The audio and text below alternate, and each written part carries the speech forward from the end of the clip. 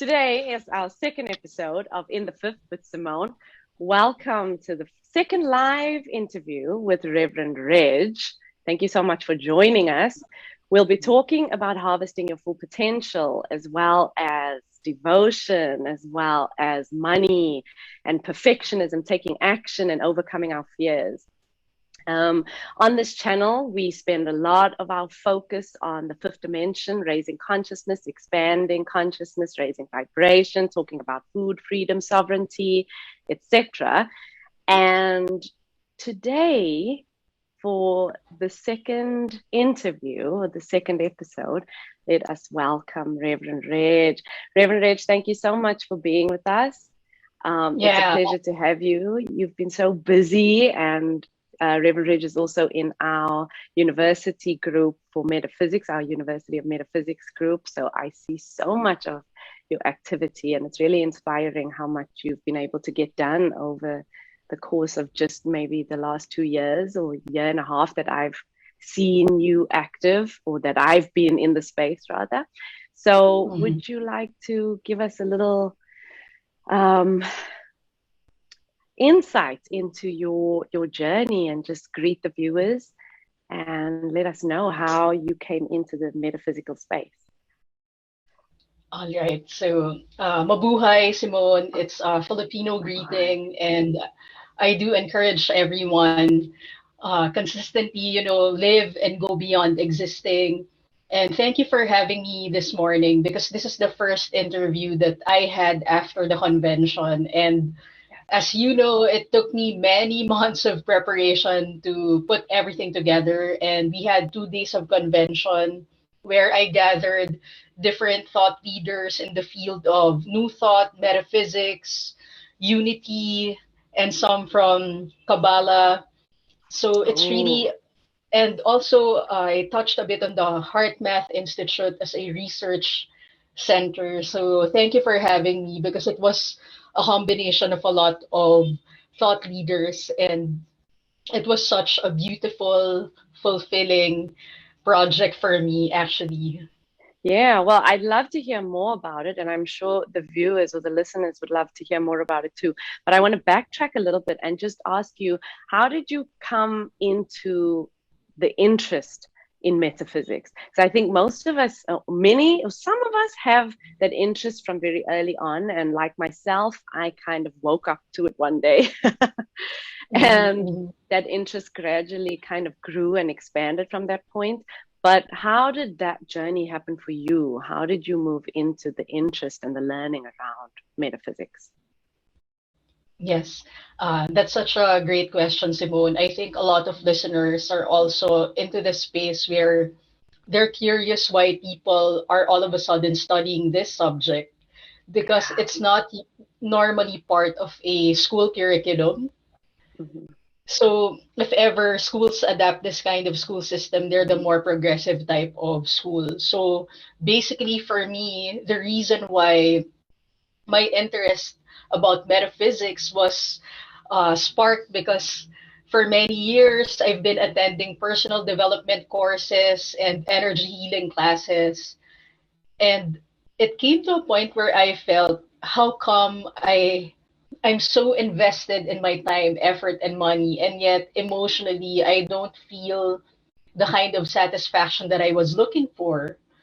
So my first exposure to metaphysics as a field of study was when I met a friend of mine, and we were having lunch together in one of the restaurants here in the Philippines, and she's a much older healer than I am. And so humbly I asked her, we call her Tita, it's aunt in the States, and it's a term of endearment and respect. And then we said, and then I asked her, I've been personally exhausting myself a lot into this network marketing business, but I'm not getting the kind of emotional satisfaction and at the same time the material results that I want for myself. What do you think is missing? And then she asked me if I was tithing my money. And I was silent for a minute, because honestly I've heard it a lot so many times in different congregations here in the Philippines, and Tithing. normally the tithing money is normally attached to a church. Yeah. And when you grow up as an openly gay person, especially me, I feel I no longer connect with fundamentalist Yeah. religion. So I told her, you know what, if I get into that kind of belief system again, I feel that I'm going to be ostracized because honestly, I'm not open for changing my preference. Yeah. And Yeah. at the same time, I'm not willing to compromise my authentic self. And then she laughed at me because she said, you know what? When you study the tithing philosophy, especially in the manner that Dr. Catherine Ponder wrote about it, and when you go to my congregation, which is the Temple of Prayer, Peace, and Prosperity, with Dr. George Sheason, the late Dr. George Sheason, you're not gonna feel ostracized as a gay person. So it was a very new experience for me. And then she talked about Dr. Catherine Ponder a lot, whom I found out writes about metaphysical studies. But this was actually just the gist. I Yeah. wasn't really thinking yet I was gonna go into University of Metaphysics until I kept searching about it. And honestly, it took me time before I was enrolled in the university program because I asked some people in the New Thought circles if I should go to University of Metaphysics, and some people actually discouraged me from doing so. But then after a time of prayer and reflection, I realized I think I should go for it because one time I was asked by a teacher of mine what I do as a Reiki healer. Yeah. And at that time, I just finished my third level Reiki degree, and I realized how unprepared I was. I wasn't articulate. I did Mm. not have the capacity to explain myself very well, competently as a professional healer. So I decided to Yeah. go to University of Metaphysics, and I just realized, hey, you know what? After that university experience, it really prepared me because when I was studying our bachelor's degree, someone from a digital channel, they asked me if I wanted to be part of their digital channel and then talk about metaphysics and life coaching. Yeah. Since I was still finishing my course, I told them maybe I will get back to you, but for the meantime, I just want to finish my degree first. Yeah. And then I started leasing offices in Quezon City and also in Makati. So I realized that we weren't bringing in the sales that we need for the centers. Mm-hmm. And I really wanted to help the centers that I was part of to increase revenue. Mm. So I was telling them, you know, if we're not able to make the collective, we're not able to make the market understand the kind of service that we're providing, why are these people going to spend money on these services? So Yes. Yeah. I was given the I spoke to the person who approached me before about the digital channel, and then I told her, you know, I'm ready for doing this hosting thing. I think I'm already quite prepared for it, you know. So prepared, but I think the readiness part, I Yeah. think we're always gonna prepare for things, but being ready is another thing. I don't think anyone is fully ready for Yes. anything.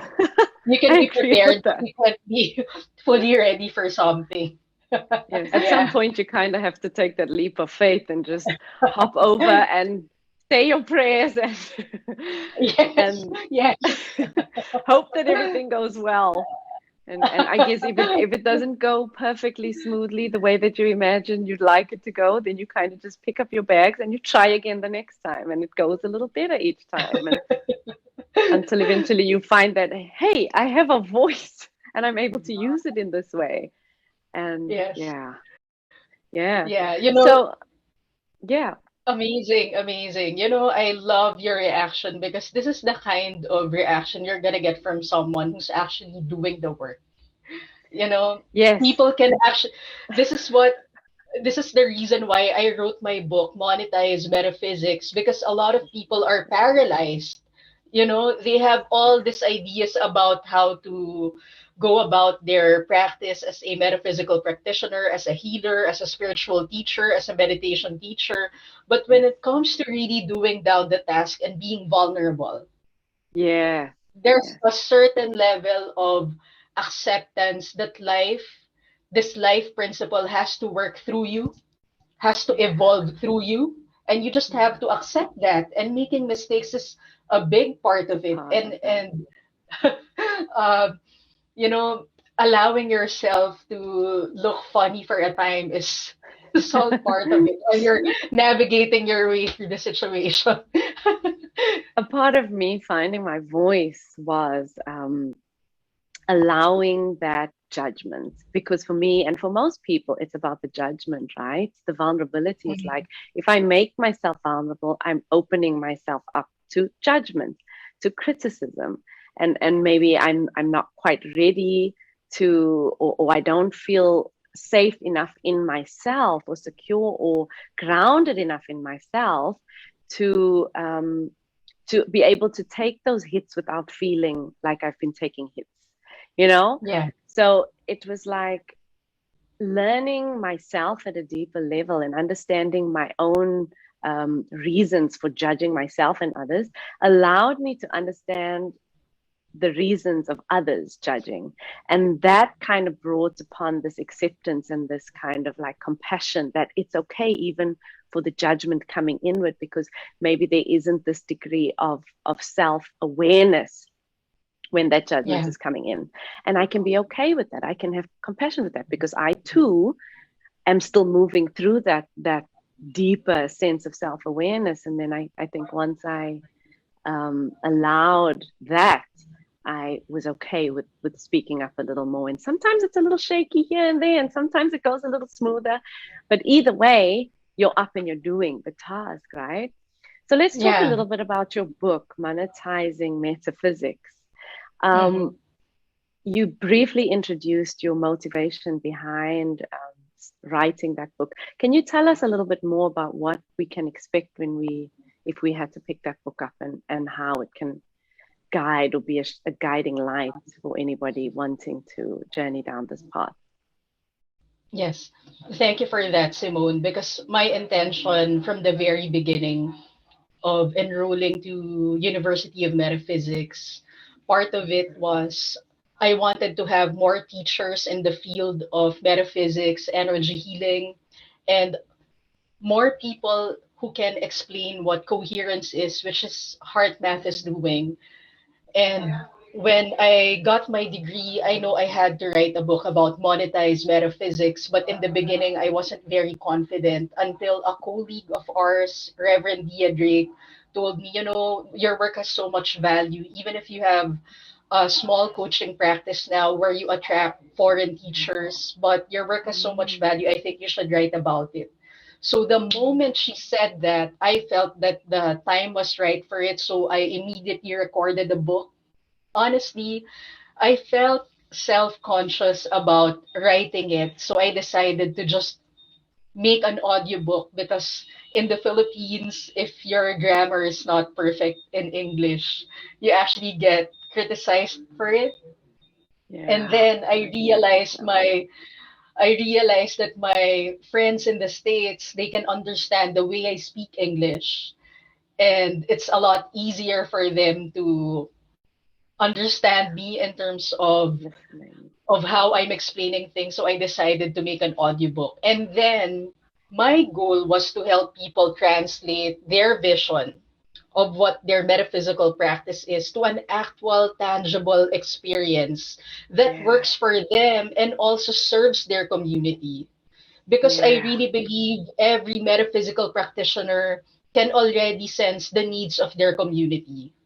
Yeah. And unlike the other congregations, we know that when you are ordained by the International Metaphysical Ministry, it's not like you're part of a big umbrella that will just distribute all the funds from the mother institution and then just send it to the rest of the metaphysical ministers. It's not like that. Yeah. The reason why I wrote Monetize Metaphysics is because I wanted to impart what I know to other people who resonate with the book, how they can actually create a step-by-step plan and then grow their metaphysical practice or their energy healing practice or their spiritual business. Because one of my motivations for writing it, I have a lot of clients who are in business, and I research a lot about for-profit organizations and non-profit organizations. And I read one book who was talking about, even if it's a for-profit business or a non-profit business, you still have to make things systematic, how Yeah. the cash flow is working. Yeah. Yeah. And taking that in, how do you actually sustain? Because your vision is something that's aspirational. If you haven't really monetized it, it's an aspiration. But how do you actually convert that aspiration into an actual tangible thing, into something that's gonna make you money and at the same time serve your community? And how do you get other people to believe you in the first place? Because I, yes, go I ahead, please. I think especially for people coming into the field newly, this is such an Yeah, important topic because there is so much to offer, there's so much to give, and there's such a fresh, not perspective per se, but just this fresh energy of excitement where we yeah, realize that there is this wonderful world of energy and of healing and love and that exists that we haven't previously been aware of, and now we want to share that with people, and but we need to eat. yes, But we need to exactly, eat. Simone. So how Exactly. do we balance this? How do we bring the two into alignment without giving so much of ourselves that we fall out of alignment, right? Off Yes, balance. yes. For example, Simone, we know that Reverend Lynn, our teacher in University of Metaphysics, she makes us do our blank checks every new moon, Yes. makes you write on it. So something that I want to share to everyone, I came from a Spartan upbringing. I was 11 years old and I had to work with my parents. And so as my siblings, we worked for the family business. My sister would drive for my mom. She'd help out in delivering cakes to different offices. And then I would look after our waiters when we had catering. And then my youngest brother, he loves to play billiards, but in order for him to pay the hourly rate of the billiard table, he would sell cakes to pay for Okay. it. So at an early age, I already knew that if I wanted something, I had to work for it. Yeah. And then it was so deeply ingrained in me that even when I attracted friends in my circle, I attracted friends who also belong to a family who has a small medium enterprise. And Mm. when I was hanging out with my friends on weekends, she would not be allowed to borrow the family car unless we finish the errands for the family business. So it Okay. was so deeply ingrained in me that when you come from a place where you're starting a business, it's not like a parent training their kid. You know what? Okay, if you clean the house today, I'm gonna give you $10, or if Yes. you make a bit of mistake, that's okay. Because in establishing a business, that's not enough. Mm. You really Mm. have to nail it. You have to get things done. And it's not enough that you just you just make sure that okay, you put some clothes there and then you get a little mistake here and that's fine, because that's not how it works. Mm. When I was looking after the waiters of my parents, I was 11 years old, and it wasn't like, okay, I looked after the waiters for 2 hours and then I can leave the event. And sometimes, of course, it's something that would last for a few more hours. It's a Christmas party. Corporate offices are celebrating Christmas parties or they have an event. And normally they would say they would only please you or have the catering for about 2 hours. But I know at such a young age, it doesn't end when the event is over. You still have to do inventory, and then you have to make sure that everything is put back home, and at the same time that the waiters are able to get what they're about to receive for that day. So all the that behind the early scenes stuff. Yeah. Yes, so that early training I got from my parents, it really helped me out translate my ideals as an energy healer, as a professional metaphysician. How do I convert my Reiki practice, my coaching practice into something that will help my client, but at the same time not deplete me financially, like you said, we have to eat. Yes. So the first thing that I teach people is number one, because this really helped me a lot. I began having this covenant with the God of my understanding. Yeah. And you see, I really believe when you're a metaphysical minister, you don't look after the what was the research before, is it feasible? It's not like that. For us, we are moved by the spirit. Yeah. And for us, the driving force is our faith, courage, and determination. And a lot of people, they don't really understand the concept of faith because to them, faith is a feeling. But in the trainings that I got, faith is a power. And the level of your faith will only be enhanced according to the level of devotion that you have. And when I talk about devotion, it's a balance of discipline and passion. You can't just say, I'm going to do what's convenient right now, because we know that in discipline, it's not about, you know what, I'm doing what I love to do and that's all I ever want to do. You see, from the very beginning, I had to make a difficult decision. Especially there was a time when my family, because they love me so much, they want me to have a comfortable life, which is reasonable. And I have two siblings who are doing very well in their business. And unfortunately, I always get compared to that because they feel no matter how smart you are, if you're not able to translate how good you are in school into what's happening in your life, that's not enough, which is a valid thing. And I appreciate them for that. So they were making me do this 8 to 5 work because call centers in the Philippines are everywhere. And if you decide to go to a call center, it's a lot easier for you to get a job. But I know on the soul level, that wasn't my big purpose, like what Dr. Masters was saying. You will really know if something is your purpose or if it's your calling. And then I went through this time in my life where I moved out and my lease was just over with one apartment, and then I had the option, shall I go back home? I didn't have enough money to pay for the 1 month advance, 2 months deposit. So the only reasonable thing that I can think of at that time was to live in an apartel which you pay daily. Okay. And it's expensive. I can because you imagine. pay about because you have to pay about $25 a day for it. But you know, my research oriented mind was saying, if you really believe in this covenant thing, and if you really believe in your calling, then have conviction for it.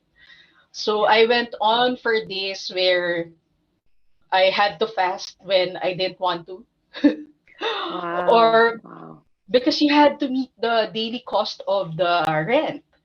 And I had to be very creative. And it's a good thing for me because I had the experience of writing for restaurants. So I got opportunities to be a mystery shopper. I would go to a restaurant and then I would evaluate how the staff are doing. And then although I wasn't paid monetary for that, I got a meal allowance of about $30 per visit. Okay. And well, that's helpful when you're month to month and you're fasting without the intention to do so or the desire. Yeah.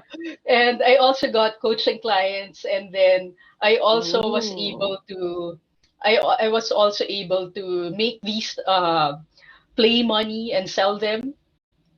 Okay. So what do they that's do? What another are those about? like they are prosperity toys. Okay. Okay. So Yeah. a lot of people, if you don't have the consciousness where you feel confident about selling your product or your service, it will be a bit challenging for you in the beginning to monetize your metaphysical practice. Yeah. Because if you hate selling, I'm sorry to break it to you, but all types of work is about sales.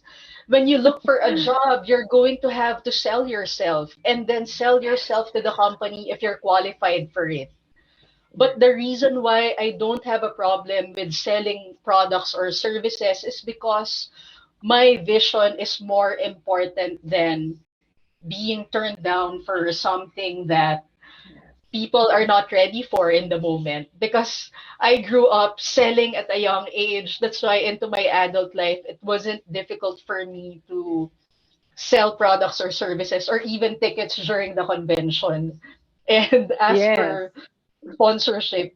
But Yeah. don't get me wrong, Simone, because honestly, I don't think we will ever get over the feeling of rejection. Every Yeah. time you approach someone for something, there's always going to be a feeling of rejection. And that's why it's so important to have metaphysical tools, energy healing tools, Mhm. meditation practices to release the trauma of feeling rejected, whatever that is, even if it's a small trauma, release it, find a way to heal it, you know? Yeah. Because if you don't do it consistently, then you're going to accumulate that energy and it's going to translate into other areas of your life which you don't want to happen. Yes, of course. I think the relationship to the rejection is maybe what changes the further we go along on the path, Mm-hmm. right? That maybe before we become self-aware or aware of what's Mm-hmm. happening around us at a deeper level, um, Mm-hmm. that rejection can really feel very personal, right? Yeah, yeah, But as we maybe go a little deeper with ourselves, then rejection becomes a part of just another part of the process. And maybe as our perspective to it shifts, it becomes easier to release that energy every time it comes along. Right. So yes. how was or was this connected to the Harvest Convention? Was the Harvest Convention something that was born from the desire to continue on the process of sharing what was in your book? Um, Yes, so yeah, yeah, please do. yes. Something that I wanted to share with a lot of people, especially I am concerned that we place so much emphasis on looking good in our lives. You know, we want to look Yeah, good because we have this material thing. It's a branded item. It looks good on us. I mean, I'm all for it because in metaphysics, when you take prosperity classes, even other prosperity teachers will encourage you to raise your vibration to go to mm, an affluent store. And I'm okay with that. mm, But you also have to understand if that isn't your baseline yet, yeah, then you have to understand what do I need to do to maximize the little resource I have and use mm, that little resource I have so that I can match my ideal into an actual experience. So, for yeah, example, Simone, I love watches. I love very beautiful watches. And this is the watch that I'm wearing now. And before I got this watch, I have dream boards of watches. And part of the watch that I put there is a Patek Philippe, which is one of the brands that I hopefully would wear in this lifetime.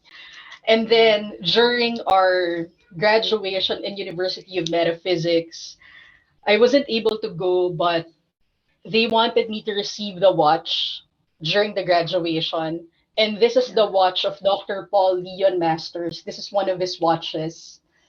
And you could Personal just watches. Yes, one of his personal watches. So, That's you so know, beautiful. it is because what I'm saying is here I am, I'm dreaming of a nice luxury watch and I I am not sure how it's gonna come to pass, but all of a sudden you don't know from thousands of miles away someone's thinking of you and they want to give you the watch and they don't even know Wow. that you like to receive a watch, you know. Yeah. Because I'm just keeping it in a dream board and right now, my feeling for, of course, I still want a Patek Philippe, but now it feels so different that I got his watch, which isn't There's a so much Patek Philippe, meaning. but which is also a very nice watch. And I don't even want to take it off because it's There's Dr. so much Master's love. watch. Yes, there's so much love in just the act of wearing that, the act of receiving Yeah. it, the act of having that energy of his presence around your wrist all day. It's kind of like a Yes. guiding light directing the actions that your hands take. Yes. And Simone, something that I want to share with everyone because I had to elevate my consciousness. Yes. I started my energy healing practice. People were only giving me an exchange of a banana and bottled water. You can Wow. see how I shifted and elevated because that was my starting point. People were paying me a banana and bottled water until later on I was able to bring So myself into that feeling place where I am worthy, I am deserving to get paid yes. for what I do. And now I charge the amount that I feel is right for the kind of credentials that I have and how I will be able to provide value to the people who work with me. I really believe that before we expand, we need to go in. Yes. And this also, I guess, touches on reaching for that. What watch is it? Felipe? I'm not familiar with it. Patek Philippe. Yeah, it's a Patek Yes. Philippe. It's a car that's actually worth like it's a watch that's worth like a car already. So Okay, so that watch. Before we before we go for that watch, I really believe that we need to go in first. Sometimes yeah, people ask me like, how do I get this thing that I want? How do I achieve this goal? How do I? So I'm like, okay, but you need to see what's going on here before yeah, you reach for this thing. Because if this and this are not in alignment, then you're yes, just going to waste your life. Waste your, yeah, or not waste your life, but waste your time. You're not going to move in the direction that you're hoping to move in, and you're going to keep wondering, why is this so difficult? Why am I struggling so much to achieve this thing that I've been working so hard for? You got to go in yeah, first and yeah, meet that inner self, and in order to see what are the desires that I actually have before I start to bring them through metaphysically for my community, right? It's like, yeah, what is it that I actually feel passionately about, and what is it that resonates with my deepest self, so that that work becomes not so much work. It becomes even the parts that feel not so pleasant just kind of melt into the boiling pot of joy of living out your yes, fullest. yes. That's Yeah. exactly my point, Simone. Thank you for mentioning that. It's such a beautiful Mhm. way that you put it together because that's what I'm saying. When you are growing, you are also expanding your capacity to receive material good. Mm. Mm. Unfortunately, we want to expand our capacity to receive our material good without Mm. even realizing that we're not growing as fast Yes. in order to have that permanent, enduring prosperity and keep it. To open the cup, Because, to widen the cup, yes, right? So we can't yes, receive and from this tiny little cup. There's not much that we can receive in. exactly, So we got to widen the cup and break down the barriers. Yeah. exactly. And that's what happened to me when I was 19 years old. I was in a network marketing business with friends. For a Yeah. time, I used to make about 200 to $500 a week at 19, and that's a lot of money for for a person who lives here. To make Mm-hmm. that kind of money at 19 years old, you're making 200 to $500 a week for about 2 months, and then I didn't have the spiritual foundation to support that material wealth.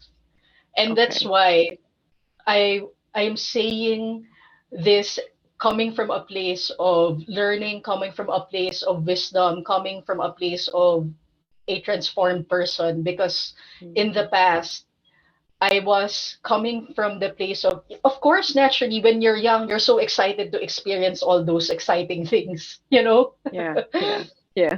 But when you're when you mature as you go along with time and process it from higher perspective, from the perspective of, the almighty presence within you, or the God of your understanding, whatever that is for you, then the whole thing takes a different meaning. Like what you mentioned, it may not be the most delightful, exciting thing right now, but the joy that wells up from within you, because even if it's not the thing that makes you delighted, you realize you're maturing, you're growing, and somehow, you become more, your character in a way becomes more refined and polished, Yeah. which becomes more important to you. And that's why this harvest convention was about that, because the first part, we were honoring people.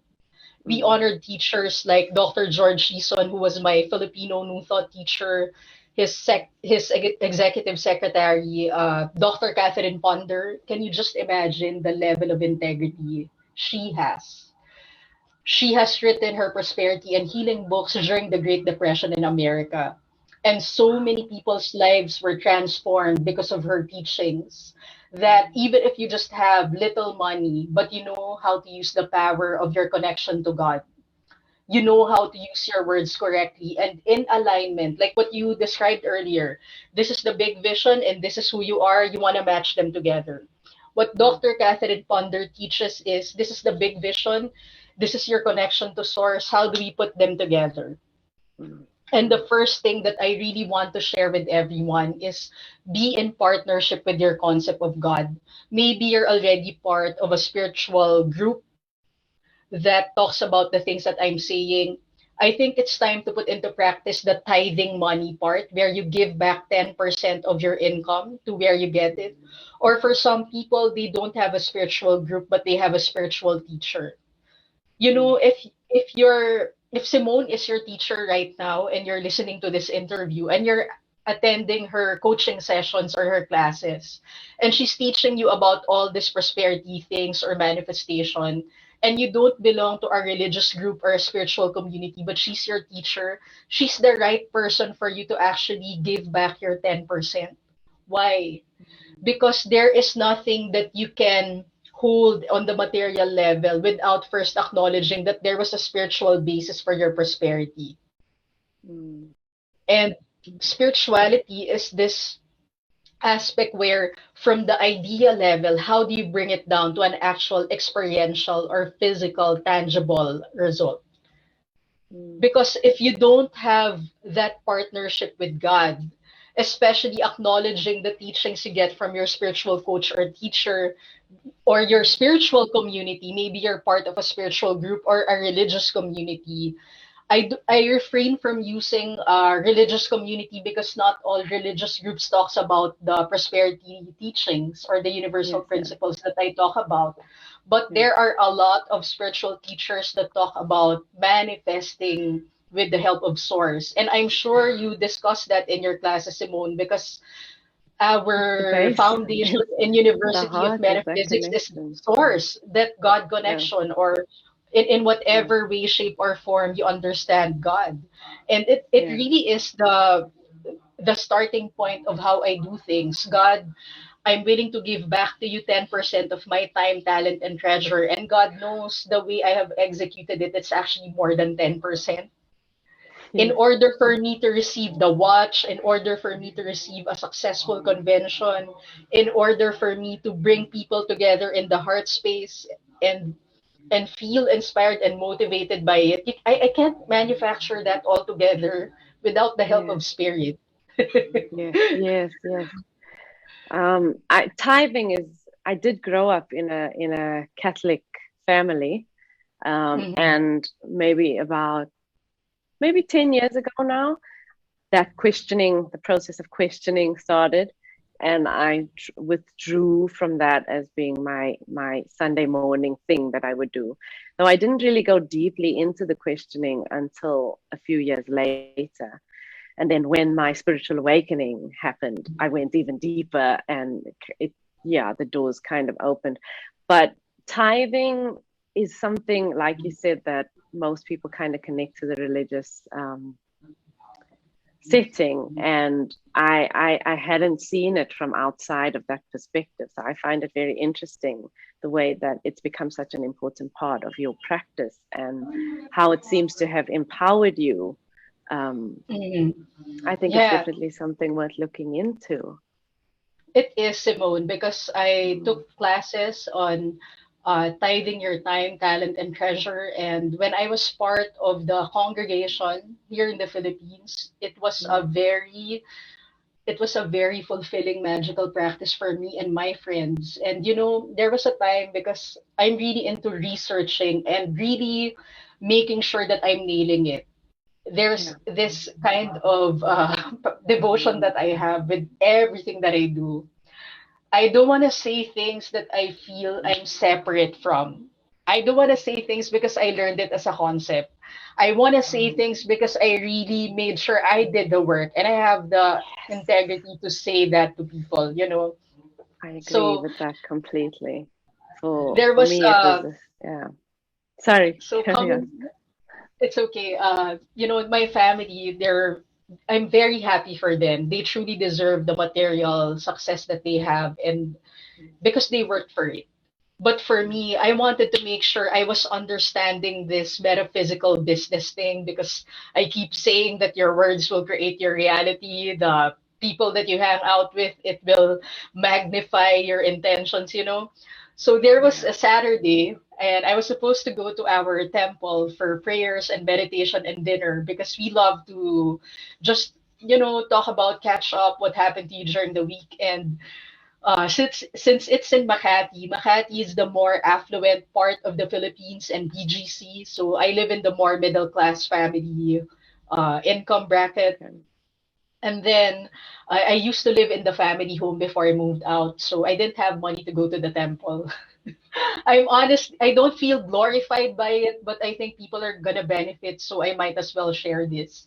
So it was a Sunday, I didn't have money, and then I needed money to go to the temple. So I was so scared that if I borrow money from siblings or mom, they're gonna say to me again, peace and prosperity, where's the money? It's like you're the only one who's attending this prosperity classes and you're the one who doesn't have the physical money.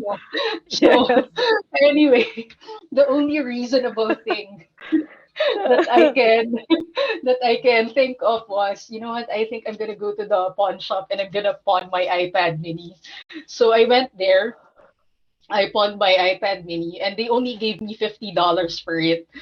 So anyway, because I was really practicing how to lift my vibration, I make thank you cards to my teachers, to my spiritual teacher, and then I write thank you. I'm so grateful for all my blessings this week, and these are the following. So from that $50, I put $12. And ideally, you would say that the 10% of that $50 is just $5. Yes. And the other card, I put a thank you card, and it was his executive secretary, and then I put $10 on the card. So those are two different cards.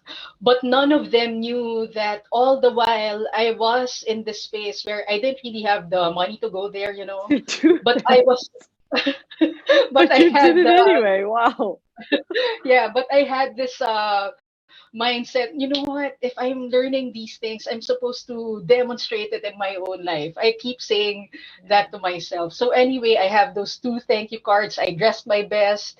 I was really in that space where you would think that I was gonna go into a business meeting. So I went to the temple, and before the session even started, I go to my teacher and give him the card with the money, and then I give the other one to his executive secretary. And then, of course, in our temple, everybody just has this joyous atmosphere, and then they're going to say, increase and multiply, return to you a millionfold. And they even have this little bell. And I felt so grateful. We have this prayer and meditation. And then all of a sudden, one of my clients sends me a message through Facebook. Please check your account because I just deposited money for the session the other day. And then I was so grateful. Of course, I tithe again from that income. And then the following day, I still had a bill to pay, and uh,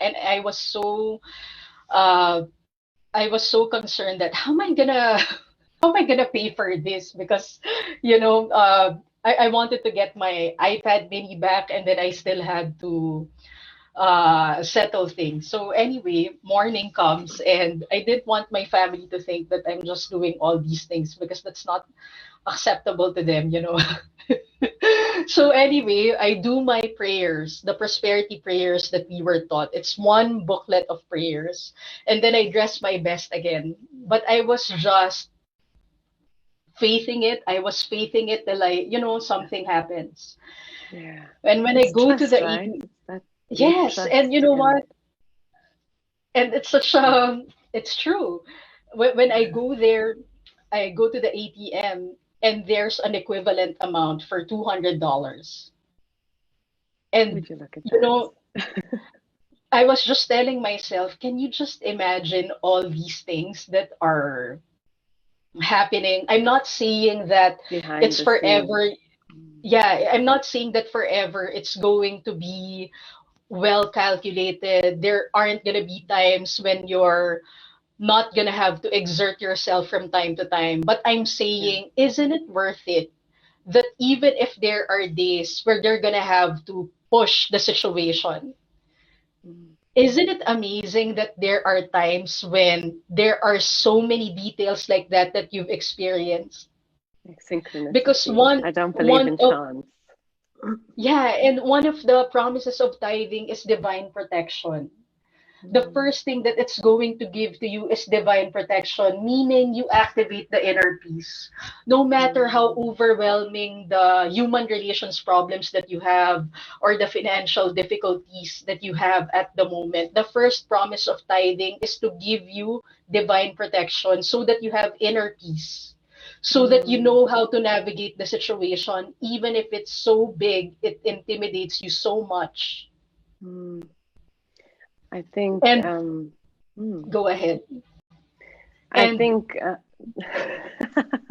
yes, that there is an inner peace that once we tap into that inner peace, the waters can rise, everything can seem to be completely out of control, but that inner peace allows even for the mind to shake, even when your mind is shaky and you don't feel as connected or as trustful, but that inner peace, that deeper sense of inner peace, even is big enough to hold space for the shaking of the mind and the fear and everything else that kind of moves around, right?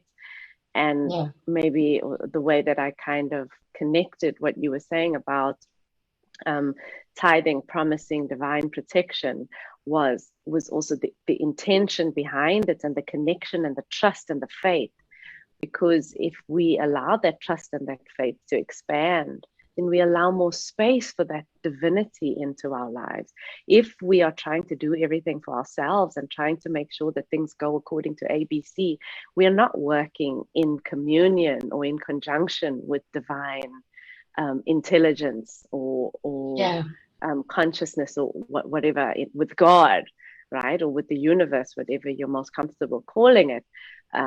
But when we allow for the space in our lives and in our hearts through whatever means for that to happen, then the cup gets bigger and we're able to hold exactly. more peace as well.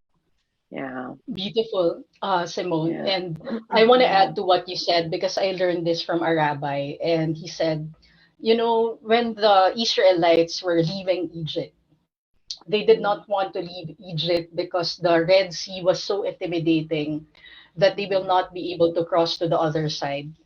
And yeah, it's like with our metaphysical practice, there are so many things that can happen to you as a leader, because when you're a minister, you have to lead, whether you like it or not. You have to lead other people, or not even other people, lead yourself.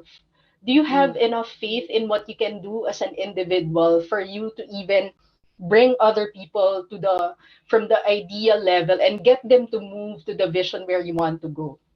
yeah, yeah, yeah. Because one of the things that the rabbi was saying, we all want it easy, where God, come on, I want to cross the Red Sea, but can you please make the Red Sea move now?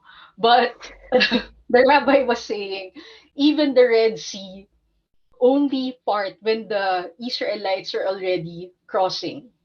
Because the thing is, we want to see the whole staircase.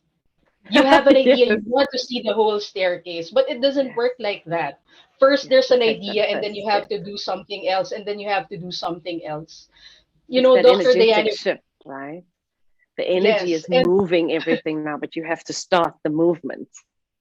Yeah. yes. And there's a book that I read.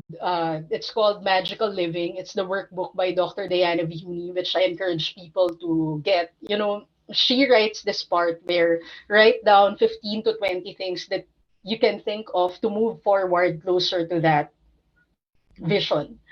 And I've been doing it consistently. And if you really think about it, when I was in the apartel for a time, I only had this, and I was just thinking, you know what? What if I put it in a bundle? Then maybe I can make more money because it has more value, things like that.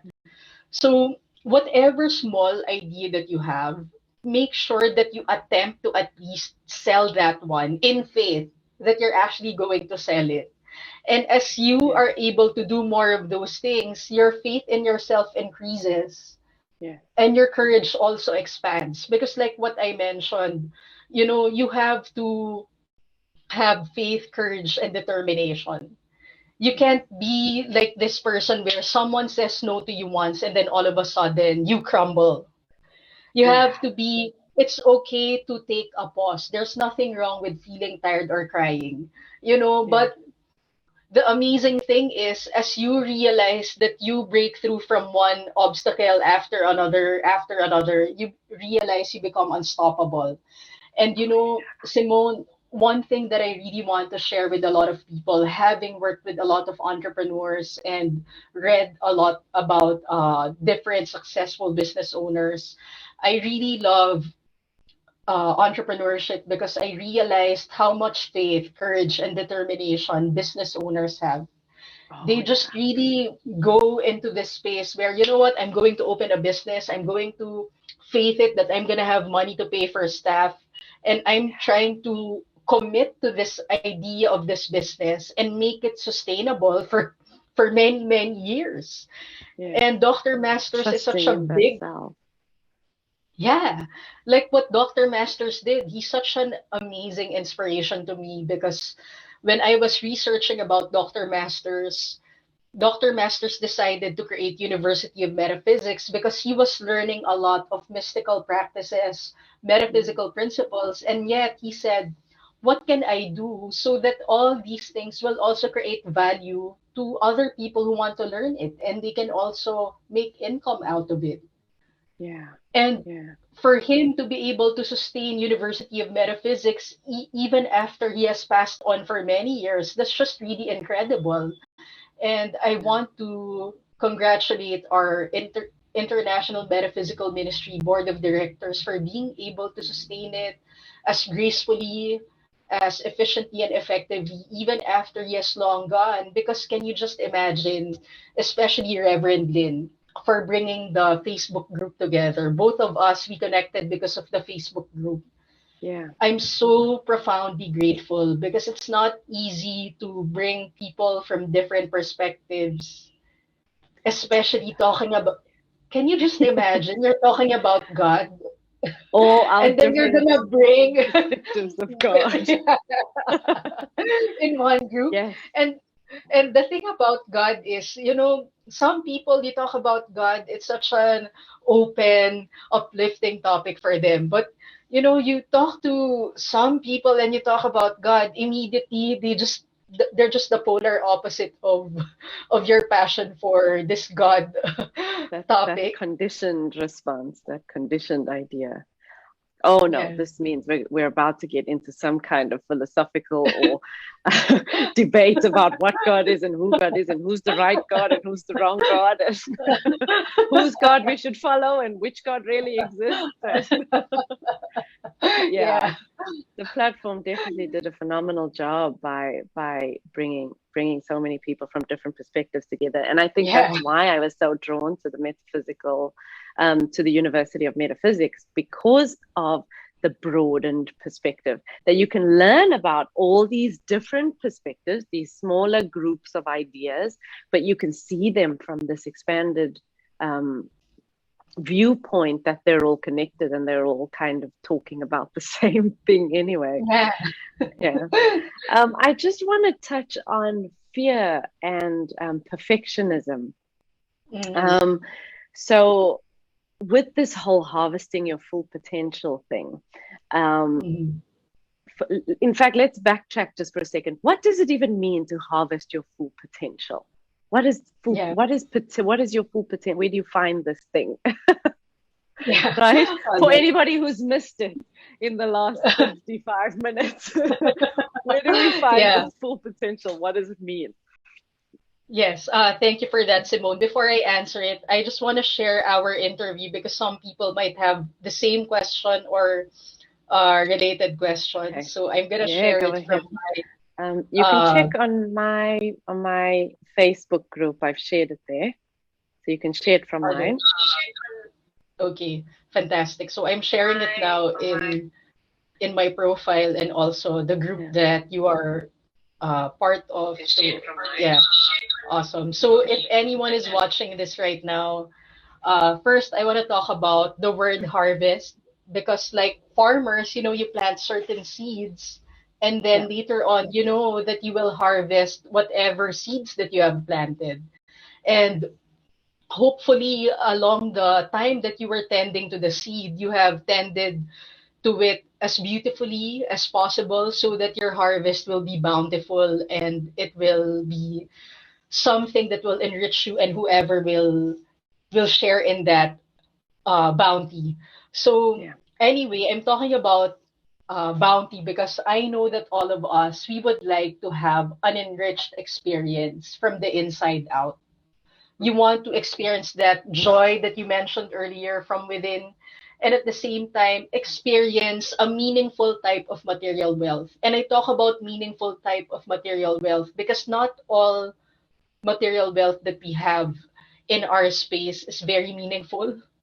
Sometimes Mm. it becomes a block to your greater manifestation. Yes, And I agree with that. Yeah. uh, that's how I talk about harvest. And then your potential, for example, all of us have been blessed with creative talents and abilities.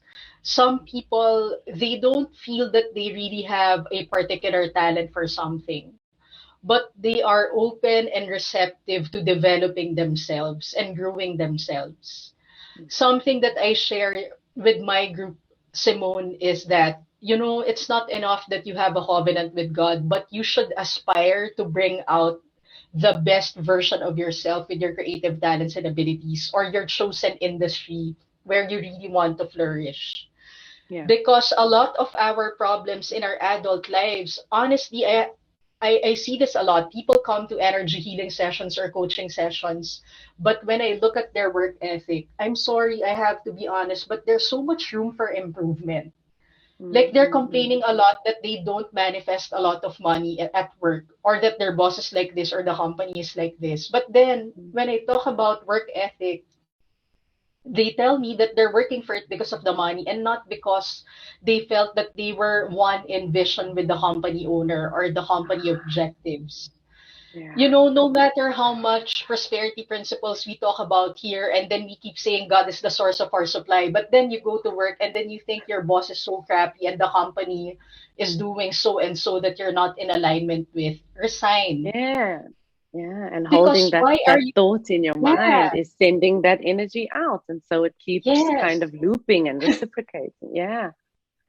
And Simone, something that I share generously with a lot of people and my professors in my first college degree, they were so surprised with me because when I first started teaching my classes, I would tell all the classes, especially if there are new students, I am Reg, and at the same time, I for people who are uncomfortable about gay teachers, I'm letting you now know in the first day of class that I'm gay because some people feel that they're betrayed by it, you know. They go to a class and it's an issue, but for me, I always promised myself that wherever I go, I'm always going to be authentic about it. I don't want it to be an issue. And I'm fine with it if they're not comfortable. So at least that's okay. And I respect people who respect other people's choices. Yeah. So that's the number one thing for me. You can't say I took a session with Simone and then I go back to work and I'm all having all these negative things to say about my boss and the company. It doesn't work that way, you know. Yeah. You got to take what you learn on the mat off the mat. It's like, it's no good if you find peace in your yoga position and you're meditating peacefully for 10 minutes. Oh, wonderful, I'm in alignment. And then 5 minutes later, you're laying on your hooter because the car in front of you is cutting you off and now your whole day is ruined. What did you just practice in your meditation session? You've got to bring it into your life. Yeah, and at the same time, I want to share with everyone because I myself am a student of yoga. And I have noticed that as well. You know, I have this amazing experience after a Kundalini yoga class. And then all of a sudden I go home, I'm so uplifted and inspired. And then you get into a fight with family. But I think it's because all the deep seated issues are coming to the surface for you to confront them. It's not because the class did not work. It's because whatever was that deep block in you had to go to the surface in order to be confronted. Yes, yes, I agree with that. How you confront it maybe determines whether what you did on the mat is actually filtering into your life or not, you know? So I guess for me it's like, okay, you cannot avoid, oh, there's a saying, I can't remember who said it. Pain is inevitable, but suffering is not. I don't remember Yeah. who said that suffering is optional.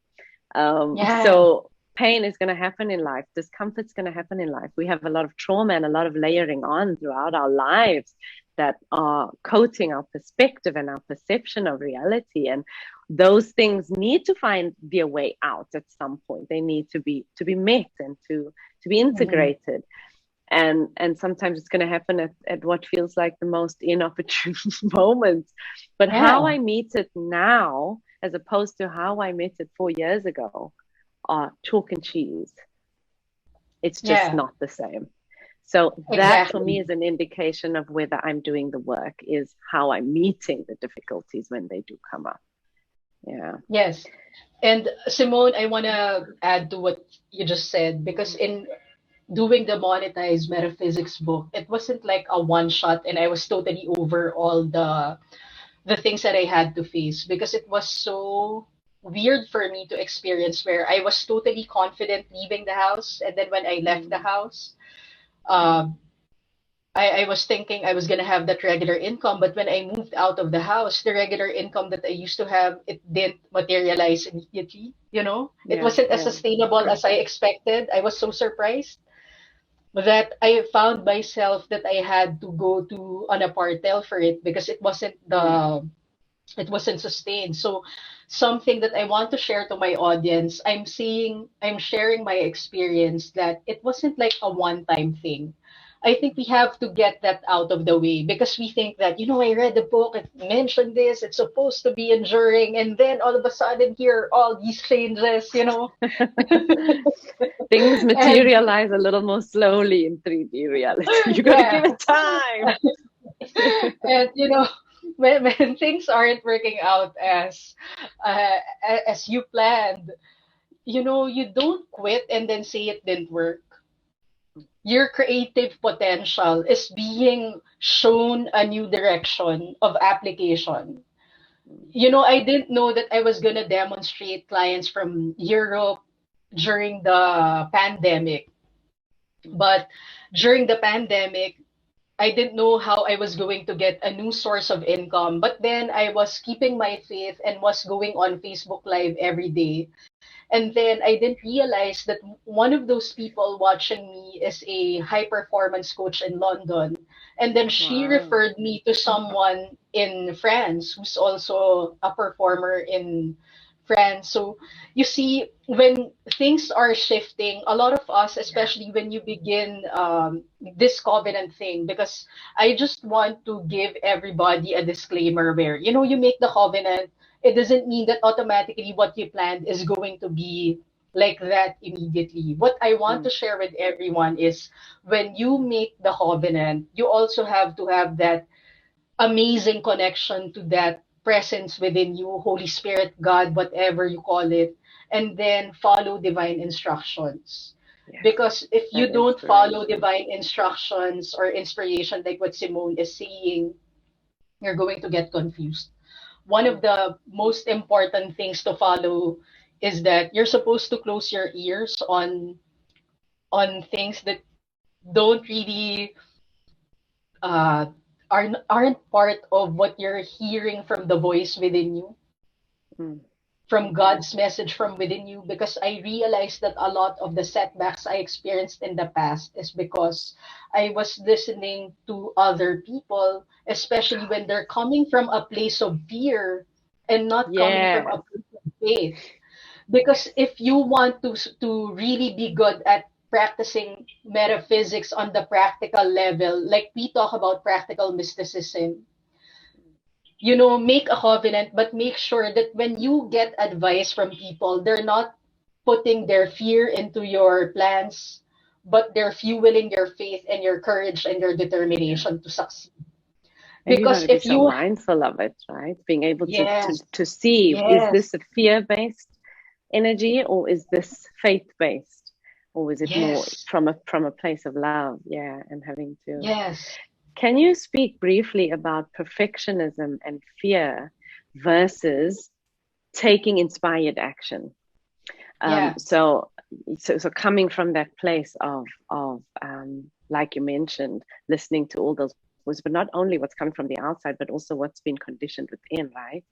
And mm, trying to get things absolutely perfect. And the reason I ask this is because I see how active you are in the community, how much you do, how much you put yourself out there. And I think so often, many of us coming into the space want to get things exactly right before we even take the first step.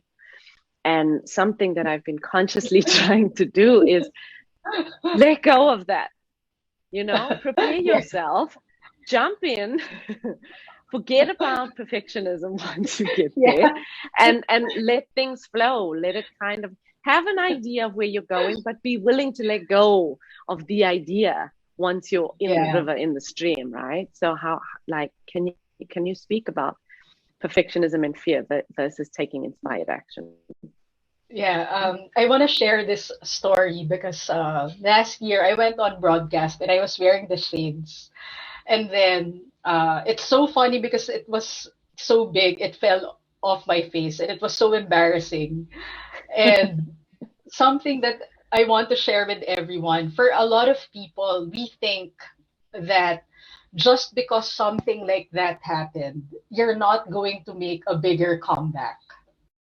Just Yes. because just because you embarrassed yourself or you feel ashamed about something, you don't have a follow up idea from God to make it even better. Mm. You have to, every time you take inspired action, you have to allow that substance, Holy Spirit, loving intelligence to do the rest of the work. The problem with us, we never dare anymore. We don't take the courage to do the things that are very meaningful to us because we're so scared that we think that everything is all up to us. But that's the Mm. purpose of having a covenant with God. Because Mm. having a covenant with God will train yourself. Hey, you know what? Do your best and let God do the rest. Here I am, for example, the other day someone asked me, I'm organizing this event and unfortunately they're thinking that I want to be the star of the event. And honestly, I'm honestly fine with working behind the scenes. That was the question of the person to me. And then I told the person, you know what? We're trying to make it difficult for ourselves, but it's plain and simple. You know what? Here's a situation. Is there something that I can do about it on the physical level that I may take action to improve this? Is it present or not? If it's not available, rest, wait, pause, ask the Holy Spirit, God, higher consciousness, loving intelligence to help you out. Ask that, do the things on the spiritual level, pray about it, chant about it, meditate about it. We forget to ask for help. We forget that there Yeah, is help. yes. And if there's something, if there's already a divine prompting for you to do something physical, then do it. What I don't like is we're in the space, but we're staying stuck in the moment because here you are, you have the option to do something physical about it and you don't move. And honestly, Taking Simone, action. You yes, can't Simone, say, God's going to do it, and then I don't actually do the thing that God is inspiring me to do. Hey, you got to actually take the action.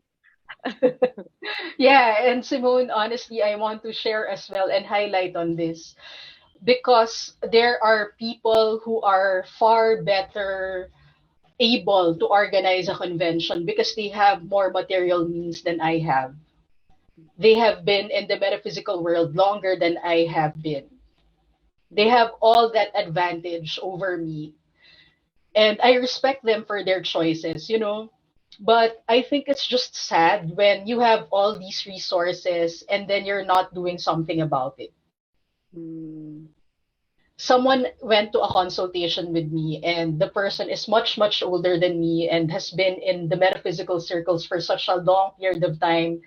And this person does all the affirmation, does all the meditations, and then came to me with a heart condition. And then when I was scanning the person, uh, she asked me, "What do you think is the reason why I have this condition?" And you know, intuitively, spirit came to me and then said, "You're not applying courage." Because he said, "You don't want to be vulnerable because you think that when you teach about spirituality, the imposter syndrome is going to come up to That's you a and big one. say, yeah, that you're not worthy." But you see, you don't realize, a lot of people think they don't want to teach, they don't want to lead any form of event or any spiritual activity that they have studied for and have the diploma for because they feel that what if I don't get it perfectly? What if other people say things like this about me? You know what? The only time other people will say things, something about you that's not very pleasant is if you're doing that to another person. And There if is other something, yeah. and if there are other people who say things about you and you're not doing it to another person, you know that they're not doing the work themselves. That's what gives me peace. That's what gives me courage is I know that if there is judgment and something negative coming from the outside towards me, that it's because you're not doing your work. And even if you Yeah, don't understand that you have work to do, I can have peace with that. Okay. Maybe yeah. one day you will have that understanding and then you'll look back at all the judgment you passed and be like, whoa, I was actually the problem in this situation. You know, I Yeah, think that's how it happens for many of us who start practicing. It's like, whoa, it actually wasn't that person. I guess I yes. have a lot more work to do then. Yeah, but this is where the humility comes in, realizing Yeah. that none of us actually knew these things. For Yes. example, in the At some Philippines, it's point. so cool. In the Philippines, it's so cultural to talk about other people. It's South just Africa is very much the same. we live so close by to each other. It's impossible for you not to mind other people's business because you live so close by. I didn't know that until I started reading Dr. Catherine Ponder's books. And this is where my humility and compassion steps in because I was just like other people who didn't know any better back then. Yeah. But shall I stay stuck in that kind of conditioning? No, of course I'm going to move out of that kind of sphere of influence and begin to transform my life by making better choices and taking better actions. Yeah. But I will not be able to have that awareness if I did not first go through that that space where I can say the distinction where that was my conditioned behavior, and this is where I'm choosing to live my life now from this space of empowerment and enlightenment. And then the people around you kind of pick that energy up, and then they're like, oh, okay, when I'm with Reverend Reg, we definitely don't talk about other people. We don't do this, we don't do that. We expand in love and kindness and compassion. And then maybe that's not a bad way to kind of live. And then you see it starting to filter out into the relationships around you. And from them, it filters it. You know, there was a moment where I felt like I had to do so much. Like, okay, you know these things now. You've had these amazing experiences. Now you need to do, action, action. There's this element of force pushing from the back, right? And then it was like, no, you don't need to do anything. You need to be. And in being, the doing will come naturally and effortlessly. Yes. Right? Just be. So true. And you will change the world. Yeah. Simone, thank you for sharing that, because I think in the being part is where our authenticity comes in. Like I wrote in Monetize Metaphysics, I cannot duplicate the material wealth that my teachers have in order to start a congregation. Because two of my Filipino teachers come from a place of a certain affluence. So it was a lot easier for them to start a spiritual congregation. But for me, coming from a self-employed background and a middle class, I know that I was going to put in more effort in terms of how I was going to be more creative to grow my clientele. And thankfully, this covenant really works, because honestly, I know that one of my teachers in the past, they would pay about $500 for airtime. And I didn't have that kind of budget, to pay for the airtime when I first had a stint in the digital radio. But you see, God will bless every teacher who has that committed uh, who has that commitment to their practice, whatever way, shape, or form they feel called to serve their community. God will back you up, but you have to put in the effort as well. But before the effort comes in, it's true what you said. You have to understand, what are my strengths, what are my weaknesses, what in the past have I not done correctly.